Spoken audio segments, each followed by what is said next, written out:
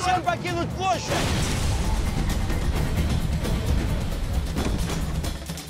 Сегодня похоронили нашего товарища. Ваши коллеги организовывали автоподставу. Нельзя иметь дело с человек-рептилией.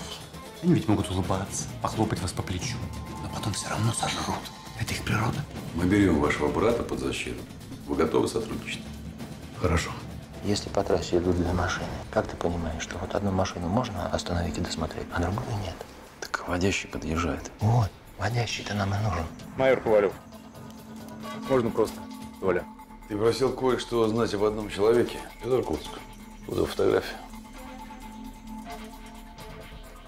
Где же я его видел? Ты давал мне этот список. Проси пробить. Пробил? И кого-то из них уже принял. Что? Этого ты взял?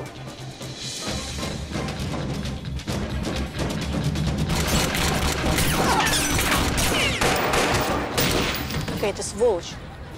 Пройдет в раздевалке в мобильнике. У меня нет доказательств. Рядовое дело. Рядовое уголовное дело, Рома. Я адвокат Ревнивцева Алена Ивановна, московская коллегия адвокатов. Представьтесь, пожалуйста. Я не слышу вашего имени и должности. Танаэтов Ковалев служил в Иркутске, а 4 года назад была похищена крупная партия взрывчатки со склада МВД. Хочешь сказать, что в том джипе была эта самая взрывчатка?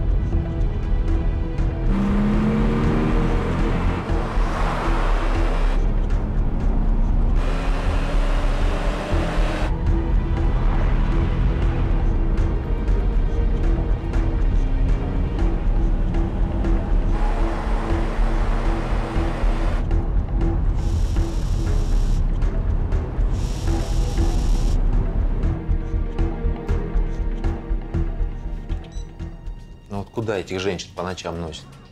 А? Природа же сказала, женщина, сиди у очага. Ну, слушай, Алена твоя случаем не замужем? Нет. Она потомственный адвокат. Потомственно отличный адвокат. Потомственно ненавидит ментов. Ну что, динамит? Не знаю. Прислала СМС. Сегодня вечером не смогу. Не извини. Ни к сожалению не смогу. Просто не смогу. Точка. Ну так набери. Что, ей мальчик, что ли? Набираю, не поднимает трубку.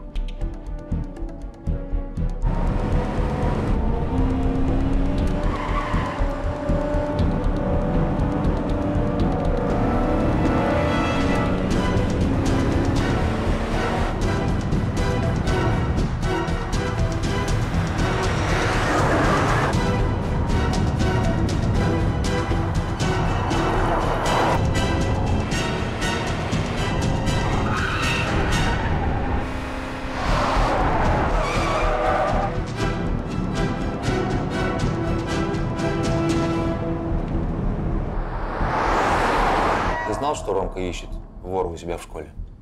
Знал. Мне твоя сестра сказала. Так он его нашел. Зараза. Нашел и хорошо врезал по кумполу. Насколько хорошо? С унижением достоинства. Макнул в унитаз головой. Не смешно, Юра. При большом скоплении свидетелей. А как он его макнул, я не понимаю. Этот козел на голову выше Ромки. Как фамилия козла? Борька Гринберг. Отец большой туз. Катает его на служебной машине до школы и обратно. Уже сделал сыночку справку о том, что терял сознание, о том, что сотрясение мозга, подержал в больничке, сколько нужно. В общем, на тяжелые телесные не тянет, но… Заявление в нашем УВД подали? Мало того, когда я туда подтянулся, следователь уже все, верещит как потерпевший, шлепает протоколы, свидетельские показания, открывает дело. А встречный иск? А на каком основании?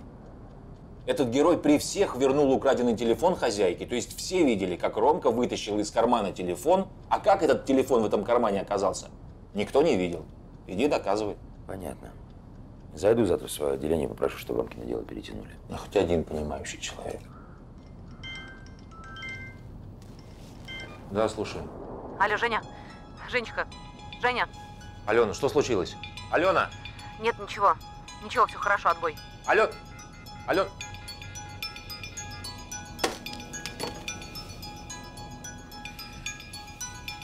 И главное, все время это поганое чувство, что кто-то дышит в затылок.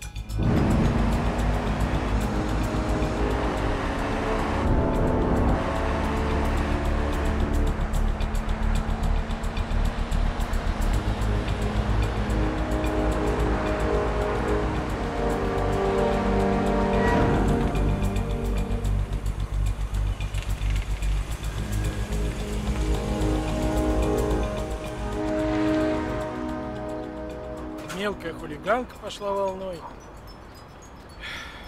Проверками замучили. В общем, все как обычно. А у тебя что стряслось? Помощь нужна, Сереж. Ага. У нас в школе или как она теперь? Гимназии. Лицей. Ну, лицей. Паренек учится. Ромка Марголин. Марголин? А ты идем? Ты в курсе, что это вашего Марголина даже не в нашем отделе приняли? Я-то в курсе. Вот. Я тем более. Потому как дочь моя родная с этим Ромкой в одном классе учится. Ну вот, она вчера после школы сюда прискакала, устроила рев и сопли. Ну, я позвонил куда надо. Меня послали. Ну, я стал шебуршиться, справки наводить. А сегодня, с утра, меня вызвал Алдошин и стал расспрашивать про Ромку этого вашего, про дядьку его, Жужукала, и про тебя. О чем спрашивал? Ну, понимаешь, он не то чтобы спрашивал, он скорее намекал. Во-первых, что мне в это дело совершенно соваться не нужно. А во-вторых, что было бы хорошо, если бы ты обо всем узнал. Но при этом как бы не от меня. Понял? Ну, что-то вроде где-то как бы и понял. Только вот не до конца, Сереж. Мне вот это вот все вот совершенно не надо. Поэтому ты иди как бы и подумай.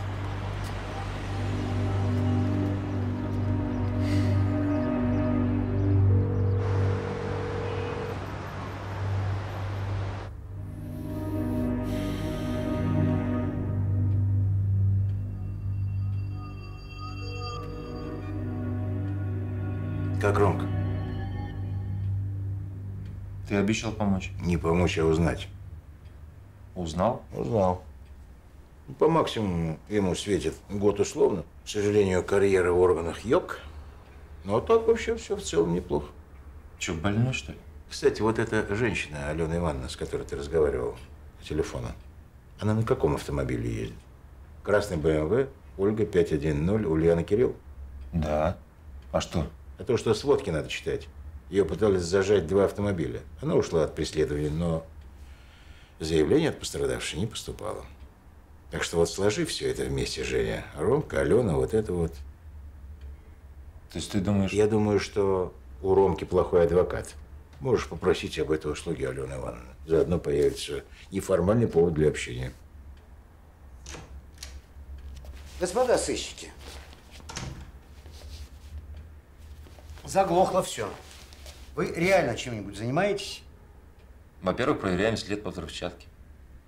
Она произросла со склада МВД в Иркутске. Кинули запрос в Иркутск. Ну, а лично съездить? Да там ФСБ работает уже 3-ю неделю. Еще и нам соваться? Ну, хорошо. С контрабандой на трассе что? Тишина. Были сигналы с соседнего шоссе. Стали проверять. Все стихло. Куда ни сунься, сразу все затихает. Алик, я просил тебя подумать о возможных подходах к Митяю. Я подумал. Только ты ведь снял с него подписку о невыезде. Так он укатил на Кипр лечить свое драгоценное здоровье. И что, завтра вернется? И что? Он все равно ничего говорить не будет. Он уже всунул голову свою в песок, а перед задницей выставил охрану и адвокатов. Ну, тогда я вообще не понимаю, чем вы занимаетесь. Работаем, Гена, представляешь? Думаем и анализируем. Ну-ну, я вижу.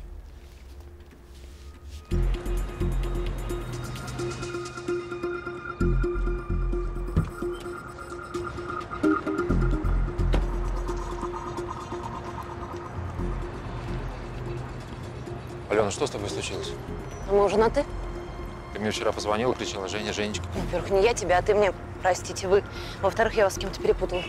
Ален, что случилось вчера на трассе? Ты откуда знаешь? Я с дачи возвращалась. Меня 2 машины подрезали, стали прижимать к обочине. Я испугалась, рванула, они уехали, все. Номера запомнила? Нет. Ну, я не очень осторожно езжу, может, я кого-то подрезала. Обычная история. Что-то вокруг меня в последнее время стало многовато обычных, но странных историй. Евгений Михайлович, я не вокруг вас, я сама по себе. Ален, мне нужна твоя помощь.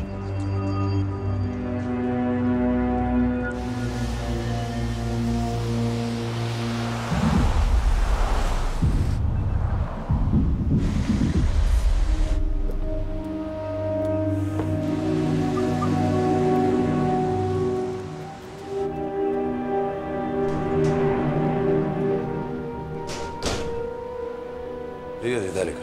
Привет. Как дела? Никакие дела. Беспредел сплошный. Дела кончились. Ну, смотри.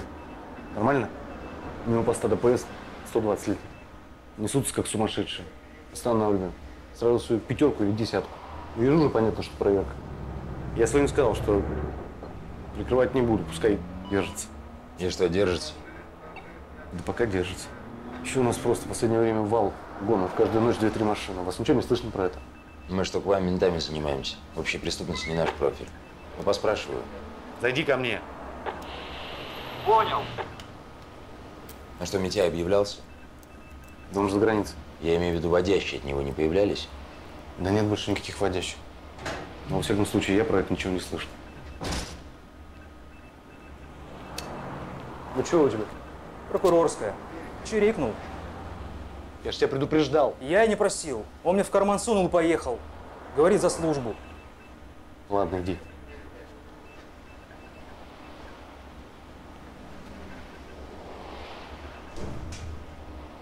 Ну а что, Васька нашел работу? Пропал Васька. Записку оставил, я ушел, не ищи. Телефон отключил. Я один раз только дозвонился. Женский голос. Васька смеется. Спросил, кто там, брат? И отключился. Ну, может, оно и к лучшему. У нас у близнецов особенная связь. Бывает даже, что близнецы в один день умирают. Бывает, но не всегда. Я когда в армии служил, у меня в учебке срывы начались. Повеситься хотел. Командир позвонил матери. Так они с Васькой приехали, поселились рядом. Саратов, Волгоград, в общем, везде. Так что мы с тех пор с Васькой не расстаемся. Без меня пропадет. Значит, по Митяю тишина. Юр, ты спросил Андрея Яковлевича. Они же вроде за ним следили, может, он знает, как его найти. Я буду иногда говорить общеизвестные вещи. Вы потерпите. Насколько мне известно, с господином Митиным вы знакомы не очень близко. Лично не очень. Так, встречались пару раз. И то издалека. Очень хорошо. Не будет мне нужного шлейфа.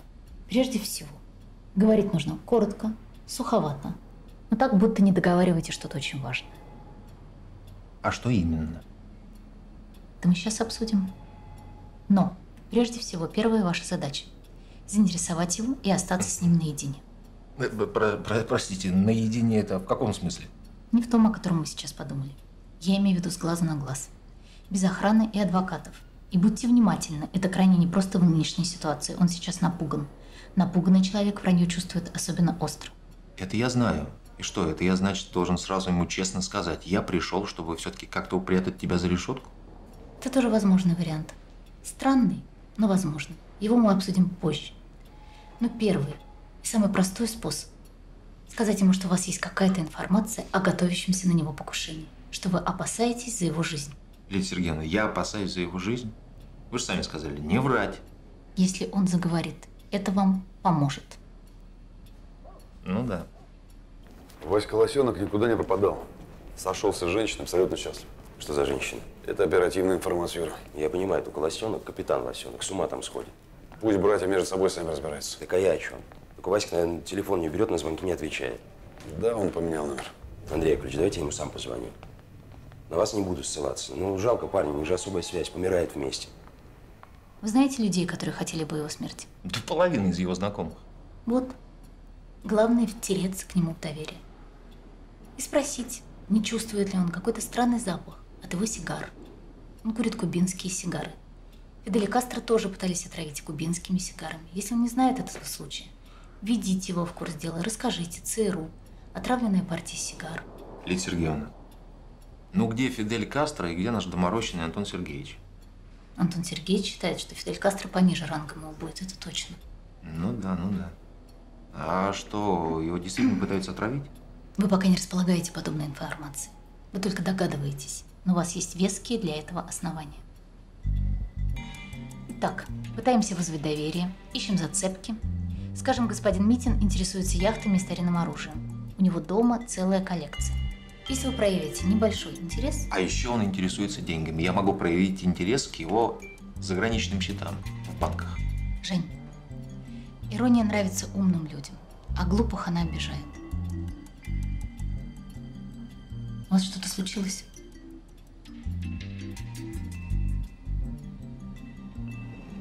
Да нет, я просто вот в яхтах и старинном оружии не очень. Это не мой конек.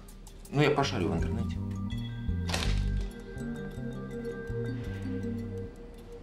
Кстати, часы.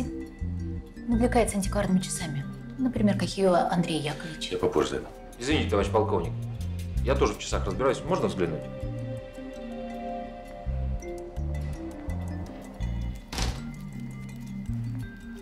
Вот это котлы. А почему я раньше не видел? Раньше было раньше. Это трофейные. Я знаю, это траншейные. Марки нет. Значит, начало 20 века либо Ланжин, либо Омега, швейцарские. Разбираетесь в часах откуда? У меня у отца такие были. Прадед с Первой мировой привез. Там целая коллекция. И Жерар Перего, Жан Ришар. Отец так увлекся. Одних только Павел Буре, наверное, штук 5 было. Дайте поносить. Для дела. У самого же целая коллекция.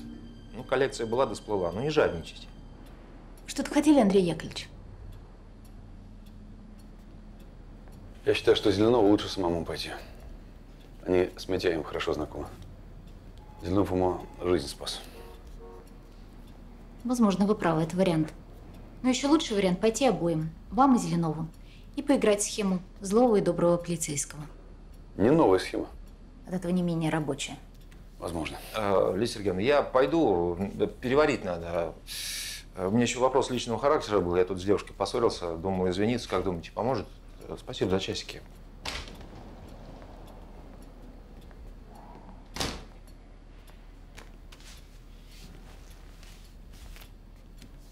А действительно, Андрей Яковлевич, откуда у вас эти часы? А у меня дед в Первую мировую еще воевал.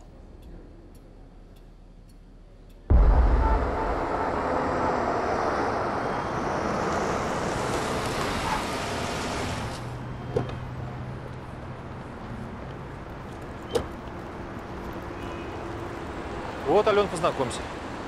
Это мой племянник Ромка. Привет, привет. А, ты, я так понял, та самая Алена Ивановна. Твоя машина? Нормально.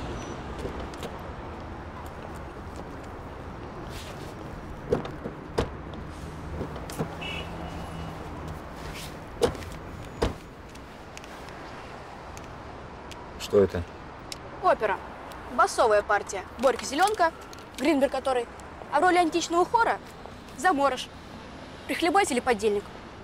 Ну, это те говноеды, которые еще мобильники турят в раздевалке. Чего? Вот факт, опять торчит. Пусть торчит. Рома гуляет последние дни. Сейчас делу ход дадут, слышишь?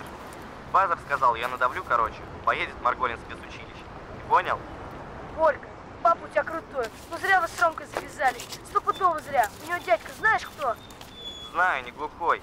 Я тоже сочковал. А Базер говорит, не ссы. На его дядьку Жужикалу тоже хомут накидывают. Понял?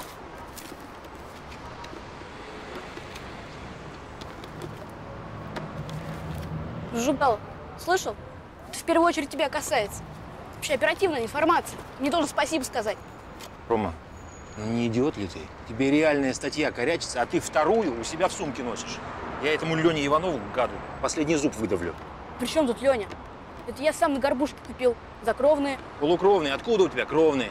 Ты мне $100 отвалил за день рождения. Вот я их с умом потратил. С умом?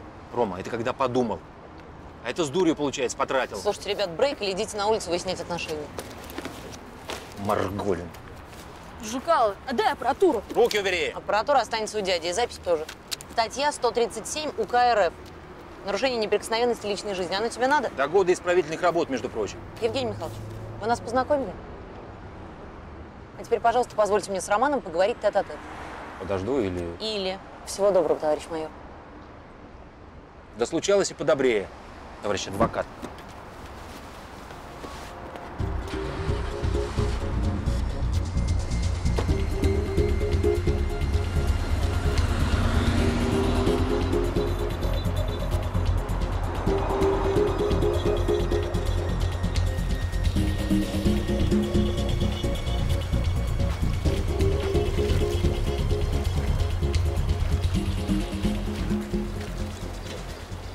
А я живу хорошо. Даже слишком. Меня любит прекрасная женщина. Кстати, Светой зовут. Красивое имя, да? И мне никто не нужен. Понимаешь, никто. Ни вы, ни Поль ваш. Даже братик мой. Никто.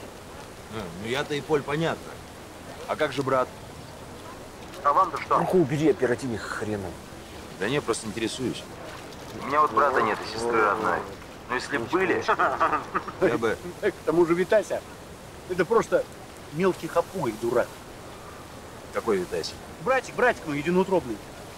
Он же из зверолюдей, только мелких. Вы же близнецы. Да. А мы поделили гены пополам. Мне от мамаши, а ему от папаши. А хочешь на чистоту? Давай. Папаша наш полное дерьмо. И рожа такая же опухшая, как у Смеюки. Запойная. А он и был запойный. Угу. Пустое место и мразь. Хорошо сдох быстро. А он и был запойный. Угу. Так вот, такие как Витасенька, нужно убивать.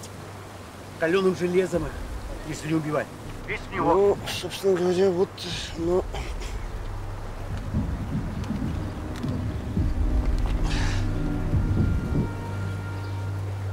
Пойдем? Пойдем.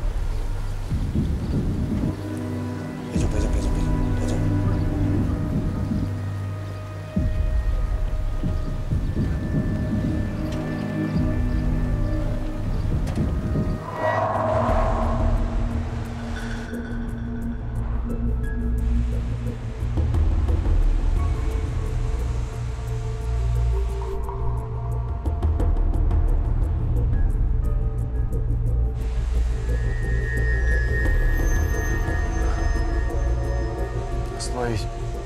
Я тут выйду.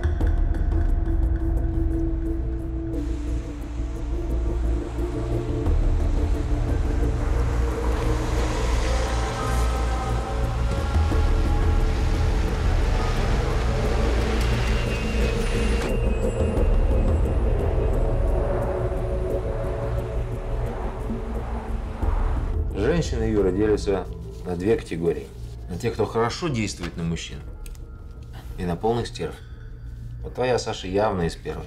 А вот Лидия Сергеевна хорошая женщина, замечательная. Но выйди замуж, скрутила бы муженька в бараний рог. А она не замужем? Ну ты что, не видишь? Ну взгляд не замужний. А по-твоему, все женщины вторая категория? Ну не все. Я же говорю, твоя Саша, моя была. Тоже не стерва. А чё же развелся-то? Мужчины, Юра, в отличие от женщин, делятся на три категории. Идиоты, полные идиоты. И жужукала. Значит, старинное оружие – это тебе, катера, коньяки, яхты, мужские украшения и часы – это мне. Кстати, что за часы? Андрей Яковлевич дал. Точная копия траншейных 1911 года. Американская подделка. Хорошая, но подделка. Так, теперь к делу. Значит, идея Лидии Сергеевны. Мы с тобой идем к Митяю. Якобы у нас для него есть интересная информация. Но это моя партия, я ее провожу. Ты просто так зашел со мной якобы навестить старого друга. Значит, разговариваем о том, о сём, пятое, десятое. Усыпляем, так сказать, бдительность нашего негодяя и его охраны. Уединяемся. Значит, яхта, брюльки и прочее – это для наведения мосту. Да, это все, что интересует господина Митяя. Мы должны быть подкованы. Ну, кстати, часы неплохие. Я бы на месте Митяя обратил внимание. Эх, Юра, видел бы ты в свое время мои луковицы, английские, 19 век. Эмаль на циферблате потрескалась, но бой был такой, с хрипотцой. Все девчонки в школе были мои. Куда делись? Во время похорон отца умелые хлопчики обнесли нашу квартиру. Вынесли все. Ну, в смысле, не все, а все коллекции отца. Монеты, часы, перочинные ножички. Все. Ну, так кем все-таки реально был твой отец? Очень милый, умный, но запутавшийся негодяй.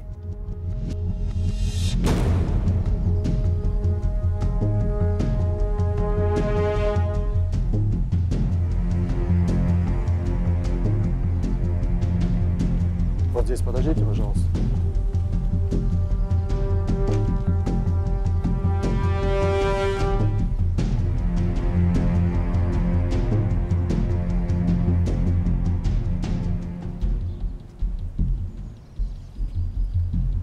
Да, нарядная избушка. Да уж.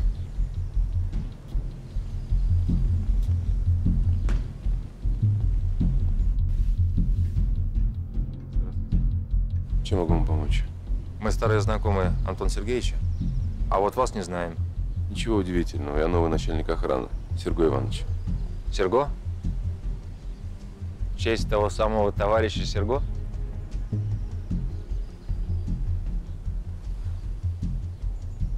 А Антон Сергеевич? Занят, к сожалению. Ну, вы скажите, что… Уже сказал. И завтра. Ну, тогда послезавтра начнется… Не начнется. Юрий Зеленов, я… Спасли жизнь Антону Сергеевичу. Я в курсе. Он вам очень благодарен, но, насколько я припоминаю, вы от денег отказались. Мы договорились баш на баш. Я помогаю ему, он мне. Вам нужна помощь, я помогу вам. У вас течет. Где? Кстати, верните часы, Андрей Яковлевич. Тем более, что они фальшивые. Ребята, если это все, мне нужно идти. Я очень занят.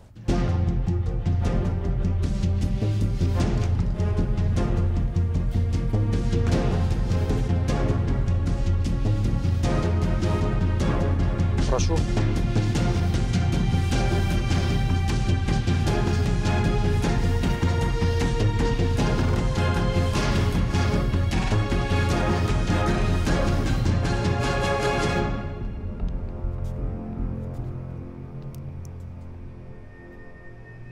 У тебя щиток где?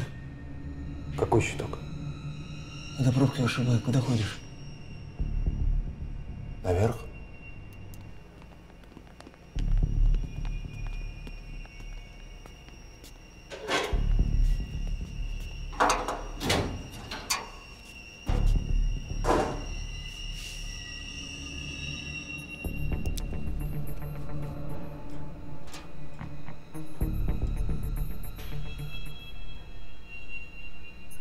У тебя чердачок открыт? Откроем. Ага.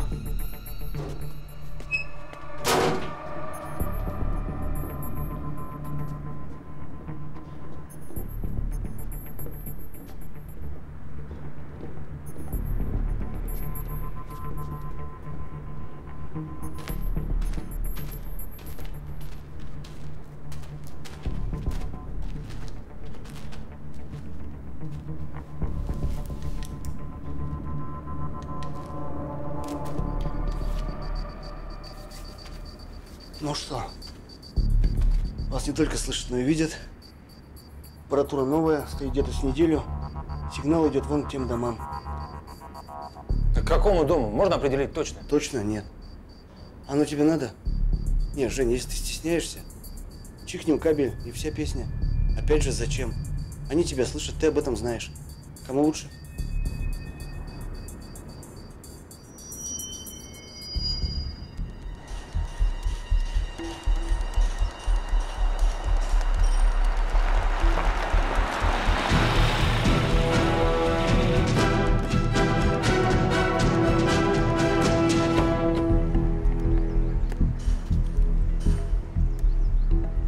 Евгений, а вас я попрошу остаться.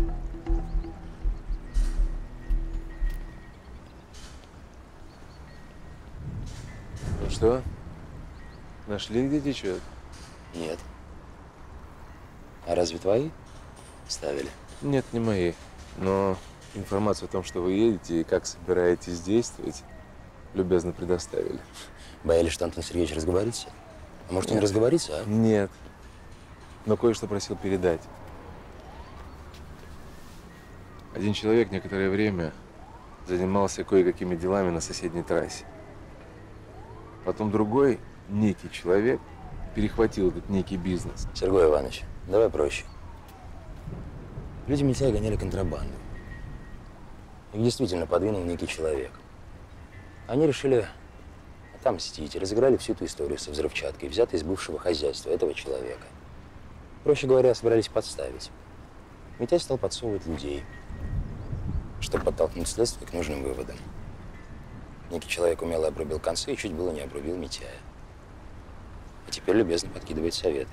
Явно хочет помириться. Мой совет не стоит. Они его просто используют и бросят в расход. Пока я здесь, он не будет ввязываться ни в какие криминальные дела. Правильная оговорка. Пока ты здесь. А вы уже предполагаете, кто этот? Некий человек. Предполагаем. Гуляем. На ходу сложнее прослушивать. Правильно предполагаете? А хочешь помочь? Нет, просто интересуюсь. Есть данные, что человек приехал несколько лет назад. Кажется, из Сибири. Откуда из Сибири? Красноярск, Иркутск? Возможно. Но подступиться мы пока к нему не можем. Жаль. Да, жаль. У твоего Жужукала есть племянник. Он в беде? Немного. Начистил, так сказать, табло некому Боре Гринбергу. А папа этого Бори Гринберга – сопредседатель банка впечатлений. Странный банк. Говорят, не гнушается отмывкой денег. Так вот, этот некий человек это ценит. Есть данные? Только слухи. Непроверенные. Но с формальной точки зрения дело Ромки Шваб. А с неформальной? А с неформальной он поймал вора, дал ему по роже. Осталось доказать, что Борька Зеленка вор. И как? Интересно. Поймать с поличным. И кто будет ловить? Вы. Я адвокат. А мы служба собственной безопасности. Ловим продажных ментов. Обычными гражданами мы не занимаемся. Ну, пусть кто-нибудь из продажных ментов поймает. Поймают, возбудят дело. А как только папа Гринберг заберет заявление, тогда и мы пойдем навстречу. Эх, Алена, сразу видно, что ты не была пацаном. Заметно? Зеленка и Заморож – обычные гунявые преступники. Они тырят вещи у своих товарищей. За это им нужно дать по балде, как Ромка и сделал. Унитаз головой тоже неплохо. То есть я так понимаю, что в Ромке это наследственное, да? А то, что ты предлагаешь, называется подстава. Подстава кого? Вора, который еще побежал и заявление накатал к тому же. Пусть это будет на их совести. Если она у них есть. Ну, а что, пацаны на этом не угомонились? О них же теперь вся школа знает. Знают. Все знают и все боятся. А эти два гаштопанных уже не боясь, заходят в раздевалку и шарят по карманам. Нормально? Это ненормально. Это ненормально, Женя. Меня Ромка убьет. Да ты что, с ума, что ли, сошел? Да моя Варька с Заморышем и Зеленкой еще в детский сад ходила. Цепануть-то их надо. Да ломить им надо. Собраться толпой пацанов и… Ты на погоны свои поглядывай иногда. Толпой собраться. Знаешь, Юр, если бы не Варька, то я бы сам. Ну надо мне их цепануть, понимаешь? Надо. Не дойдет дело до суда, я тебе обещаю. Поговори с завучкой. Она отсигнализирует, мы отреагируем. Вариант.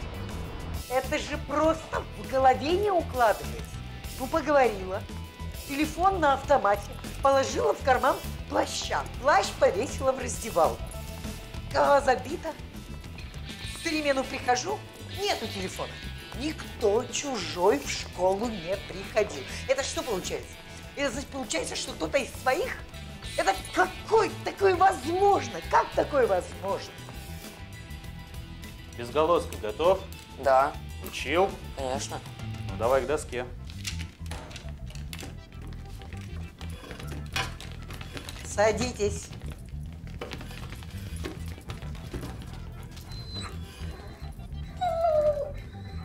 Он у Борки, у Зеленки в сумке.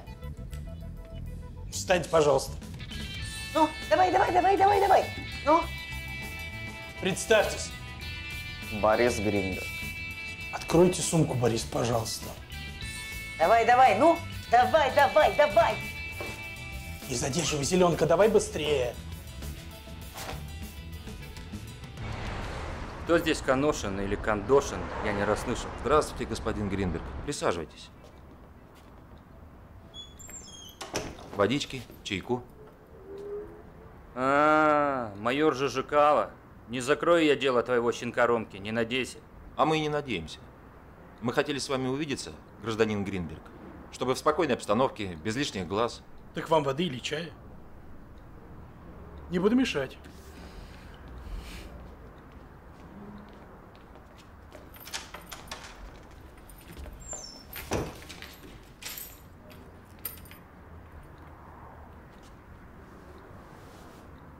Вот, значит, как.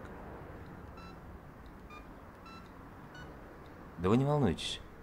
Звоните себе, звоните. Не буду я при вас звонить. Что вы хотели?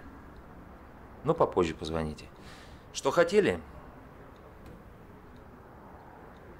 А нам сказали, что вы умный человек. Сразу скажу, что мы здесь не из-за Ромки и не из-за вашего сына, Гринберга-младшего. Нас интересует ваша работа, ваш банк. А теперь напрягите мозги, господин Гринберг. Мы не занимаемся экономическими преступлениями.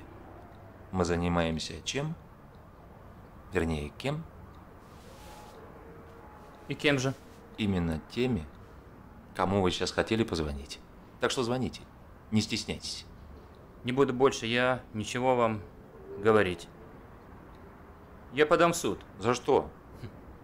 За то, что вы меня насильно удерживаете. Статью не помню. Статья 127. Кто же вас насильно удерживает? Ключ в замке. Можете идти. Главное, чтобы, если у вас вдруг возникнет желание с нами поговорить, не было бы поздно. Я не время суток имею в виду, вы меня понимаете.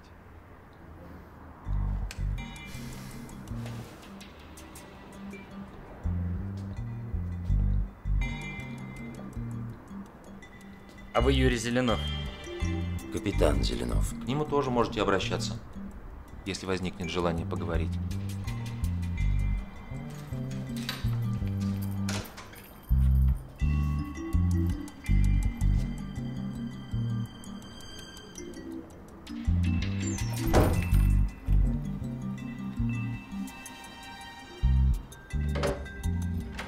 Поверит обязательно, я уверен.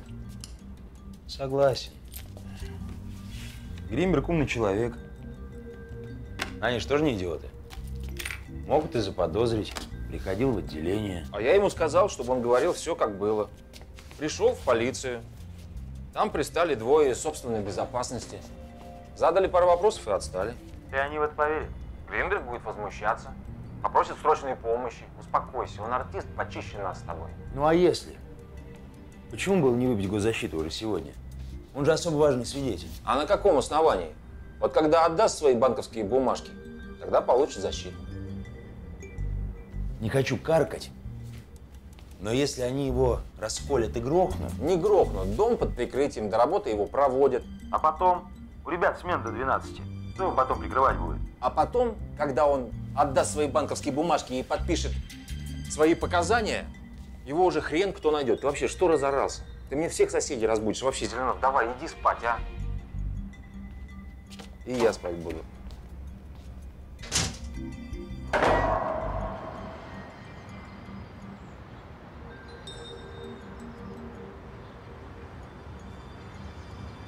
Ребятушки, а вы не охренели?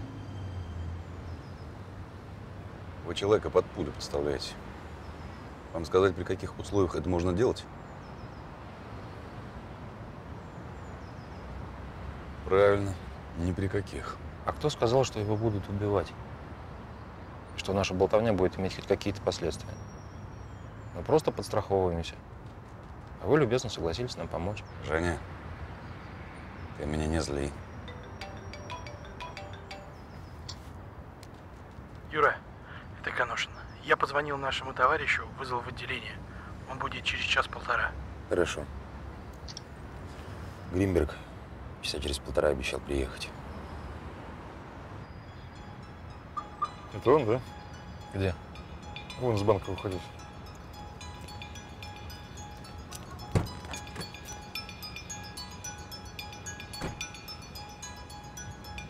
Он. Черный Линкольн, номер 3 семерки. Поехали за ним.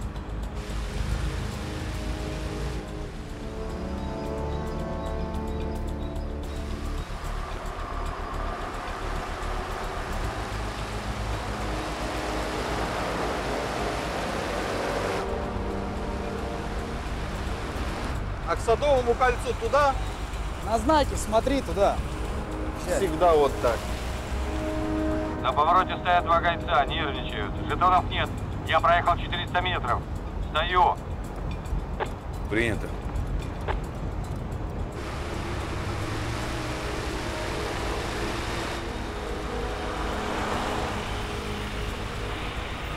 Старший сержант Басов, документ ваш. Это не так? Выйдите из машины.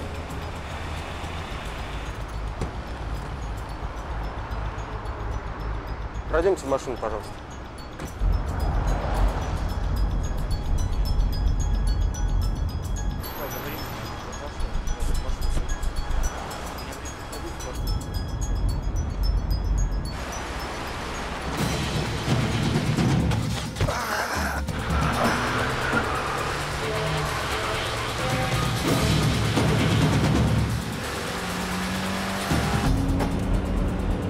Внимание, захват. Давай быстрее.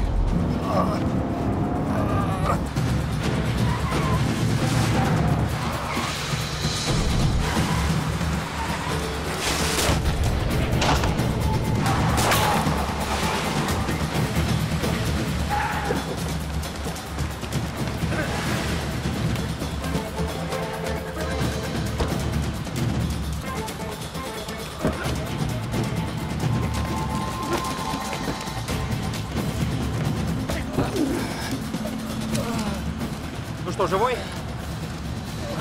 Ну и все. Ах, как все удачно случилось. Видишь, как все чудо?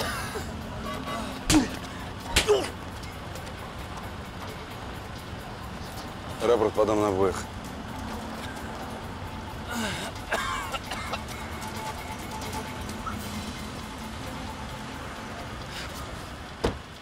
Но с другой стороны, Андрей Яковлевич, вы же сами согласились на операцию. Я согласился подстраховать и подстраховал. Но, если честно, нам просто повезло. Могли и не успеть. Ну, успели же.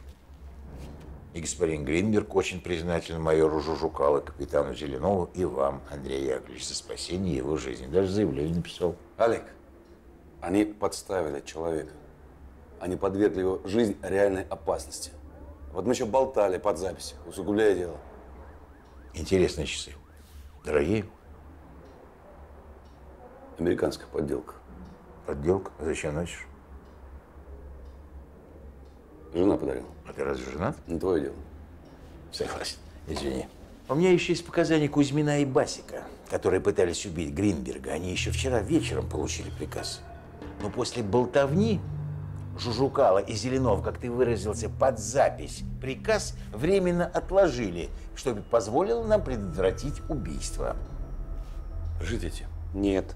Самое главное, Андрей, вот теперь у нас есть реальная ниточка.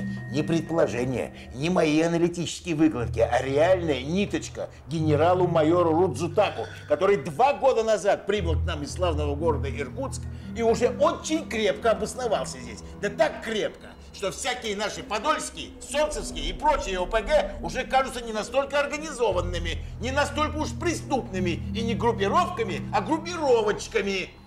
Понятно? Я что, не прав?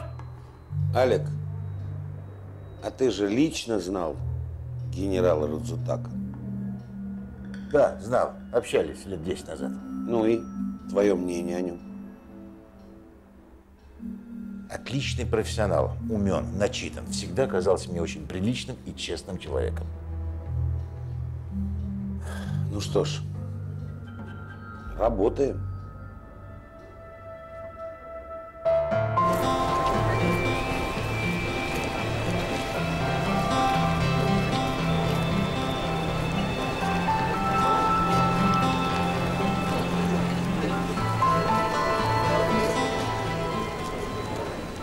А я сегодня была у врача. Хорошо.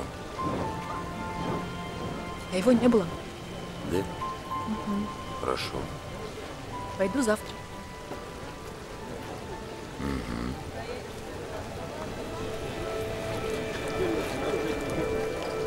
Ты бы хоть для приличия спросил, зачем? Прости. Зачем? У нас, кажется, будет ребенок, Юра. Да ну. Да ну. Да? Ну да. Сашкин. Ну да. Ну дай посмотрю. Ну дай я на тебя посмотрю. Ну.